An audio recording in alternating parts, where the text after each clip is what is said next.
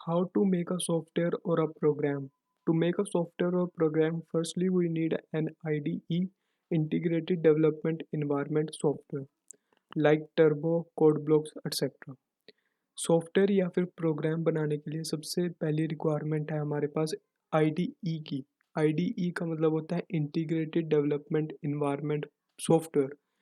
ये software internet पे easily available है। इसके अंदर बहुत सारी सॉफ्टवेयर्स अवेलेबल हैं, जैसे कि टर्बो हो गया, कोड ब्लॉक्स हो गया।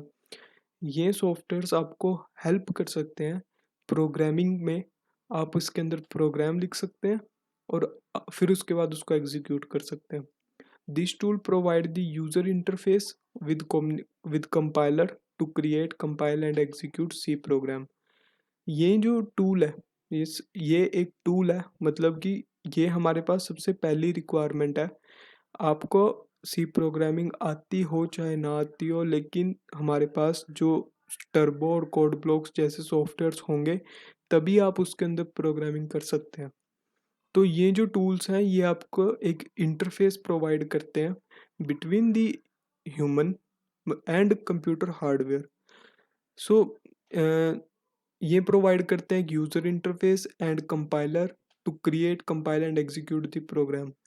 इन टूल्स में हम लोग सी प्रोग्राम को लिखते हैं और ये जो टूल्स होते हैं ये आपके क्रिएट करते हैं, कंपाइल करते हैं और एग्जीक्यूट करते हैं। क्रिएट का मतलब होता है हमें किसी भी न्यू फाइल को क्रिएट करके हम उसके अंदर अपना कोड लिखेंगे, फिर उसके बाद उसको रन करेंगे। ये टूल अपने आप ही कंपाइल करेगा उसको और फिर उसके बाद उसकी एग्जीक्यूशन कर देगा। फाइल सेव हो जाएगी, फिर उसके बाद उसकी एग्जीक्यूट हो जाएगी। Give some instructions to the ID and then save that program with C extension। C program को सेव करने के लिए हमें उस फाइल को जो हमने बनाई है उस कोड को डॉट सी एक्सटेंशन से सेव करना पड़ता है। For software save files with dot E X E extensions. C के लिए हमें डॉट सी एक्सटेंशन की यूज़ करना पड़ता है, और जो सॉफ्टवेयर्स होते हैं, बड़े बड़े सॉफ्टवेयर्स होते हैं, उन्हें हम डॉट ई एक्स ई की एक्सटेंशन से सेव करते हैं। After saving file run your program. जब एक बार आपका प्रोग्राम बन जाए, एक बार कोड आपने उसके अंदर लिख दिया, तो आप उसको इजीली रन कर सकते हैं। तो how to execute a program. हमने देख लिया कि हमने जो सॉफ्टवेयर बनाना है या प्रोग्राम बनाना है उसके लिए सबसे पहले हमें एक आईडीई की ज़रूरत पड़ेगी, फिर उसके बाद हमें सी लैंग्वेज आनी चाहिए। हमने सी लैंग्वेज में एक प्रोग्राम भी लिख दिया। प्रोग्राम लिखने के बाद हमने वो टूल अपने आप ही उसको कंपाइल करेगा, रन करेगा और आपको आउटपुट दे देगा। तो एग्जीक्यूट कैसे होता है प्रोग्राम। प्रोग्राम की एग्जीक्यूशन जो है बहुत इंपॉर्टेंट होती है, कि क्योंकि हम लोग एक प्रोग्राम लिख रहे हैं। ये ठीक है कि हम लोग उसको सी लैंग्वेज में लिख रहे हैं उस प्रोग्राम को, पर उसकी एग्जीक्यूशन क्या होती है इसकी नॉलेज भी हमें होनी चाहिए। तो execute a program need some space in the main memory. सबसे पहले जो हम लोग प्रोग्राम लिखेंगे उस वो हमारे पास एग्जीक्यूट होगा एक आईडीई में। आईडीई में एग्जीक्यूट होएगा, कंपाइल होएगा। जब वो एग्जीक्यूट हो रहा होगा तो उसको कुछ स्पेस मिलेगी मेन मेमोरी के अंदर।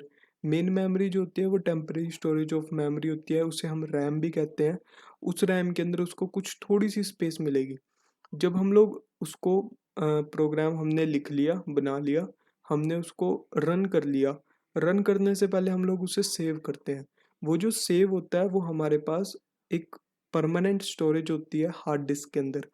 तो हार्ड डिस्क के अंदर जो हमारे पास प्रोग्राम स्टोर हुआ है उसकी एक कॉपी हमारे पास मेन मेमोरी में आती है। मेन मेमोरी के अंदर उस कॉपी को हम लोग एग्जीक्यूशन होती है उस प्रोग्राम की। फिर उसके बाद उसके अंदर प्रोसेसिंग होती है, and then processor perform task on the program with the help of ALU MU. Finally program execute.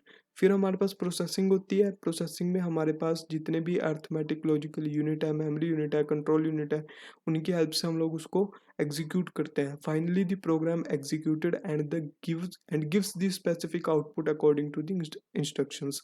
फिर हमें उसकी एक स्पेसिफिक आउटपुट मिल जाती है। तो सबसे पहले हमने एग्जीक्यूट कैसे होता है, सबसे पहले हमने एक प्रोग्राम लिखा अपने कंप्यूटर के अंदर और लैपटॉप के अंदर आईडीई की हेल्प से। मतलब फॉर एग्जांपल हमने टर्बो यूज़ किया या कोड ब्लॉक यूज़ किया, तो टर्बो में हमने लिख दिया उस प्रोग्राम को।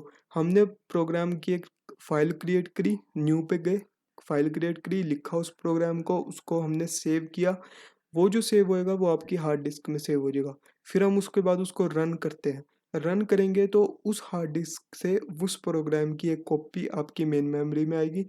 मेन मेमोरी में आपकी उस कॉपी की एग्जीक्यूशन होएगी यूजिंग प्रोसेसर, फिर हम उसके बाद उसको एग्जीक्यूट कर सकते हैं। तो हमने थ्योरेटिकल तो ये स्टोरी है, और एक हम प्रैक्टिकल अगर जो हम करें तो प्रोग्राम की एग्जीक्यूशन कैसे होती है। सबसे पहले तो हमारे पास आएगा, हमने एक सोर्स कोड लिखा। सबसे पहले तो हमने क्या किया, एक सोर्स कोड लिखा इन सी लैंग्वेज। इस वाले इमेज के अंदर, इस वाले फोटो के अंदर हमारे पास एक सोर्स कोड है जो हमने सी लैंग्वेज में लिखा हुआ है। इसके अंदर मैंने छोटा छोटा सा लिखा भी हुआ है, hashtag include int main print F scan F. ये जो है आपकी सी लैंग्वेज है।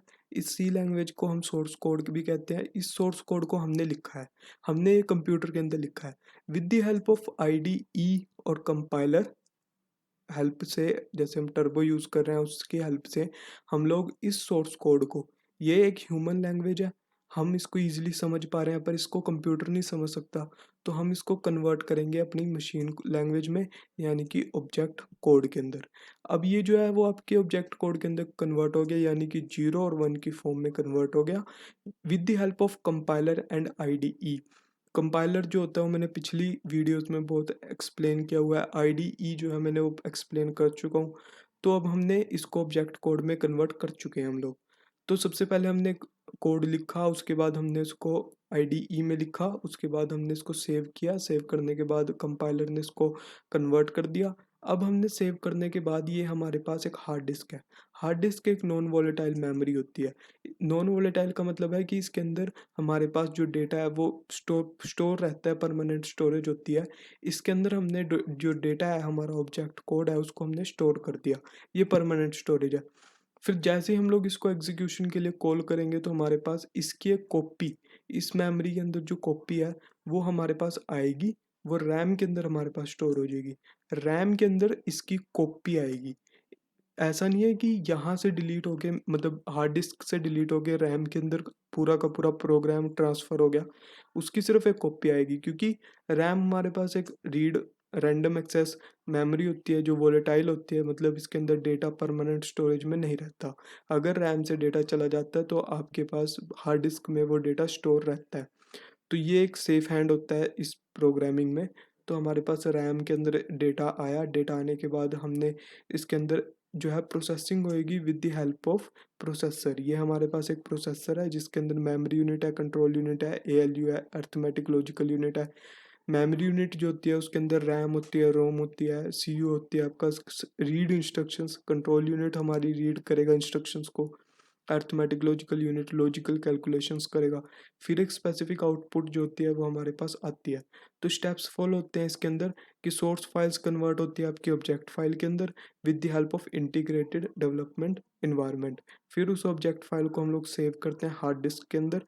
फिर उसकी कॉपी जो है आपकी वो रैम के अंदर आती है। फिर उस रैम से हम लोग उसको प्रोसेस करते हैं with the help of MU CU ALU, और फिर हमें इसकी मिल जाती है आउटपुट।